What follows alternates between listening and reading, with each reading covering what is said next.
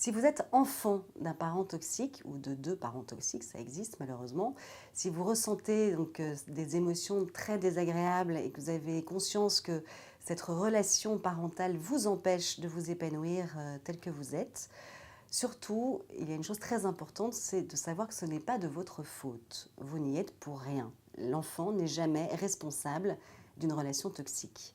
Même si vous essuyez tous les reproches de la terre de vos parents, même si vous vous faites régulièrement engueuler pour ce que vous êtes, ce n'est pas vrai.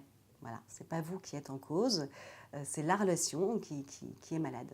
Je suis Marie-Charlotte Lanta, je suis coach, formatrice et co-auteure avec Anne-Claire Lévesque de 50 exercices pour dépolluer ses relations aux éditions Erol. Si en tant que parent, vous avez pris suffisamment de recul pour vous apercevoir, pour vous rendre compte que votre relation avec votre enfant est toxique, qu'elle l'empêche de s'épanouir, il est très important dans un premier temps de ne pas trop culpabiliser. Ça ne sert à rien. L'important, c'est d'avoir déjà cette reconnaissance que quelque chose ne va pas et de vous poser vraiment de façon très humble la question qu'est-ce qui cloche chez moi? Qu'est-ce qui fait que je n'ai pas réussi à élever, à maintenir une relation harmonieuse pour mon enfant? Et donc, qu'est-ce que je peux faire? Qu'est-ce que je peux arranger très concrètement dès maintenant? Si l'enfant est suffisamment grand, à partir de l'adolescence, quand il est capable déjà d'entendre beaucoup de choses, vous pouvez prendre un moment calme avec lui dire voilà, j'ai conscience que depuis quelque temps ça ne va pas, je sais que je te gronde souvent, je sais que je t'ai fait beaucoup de reproches,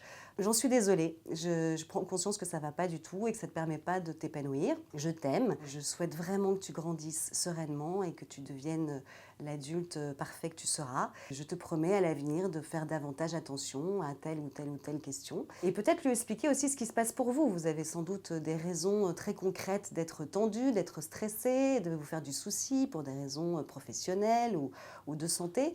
Vous pouvez sans tout lui raconter, juste lui donner quelques clés et lui dire voilà, c'est pas de ta faute. Sache que pour moi en ce moment c'est compliqué.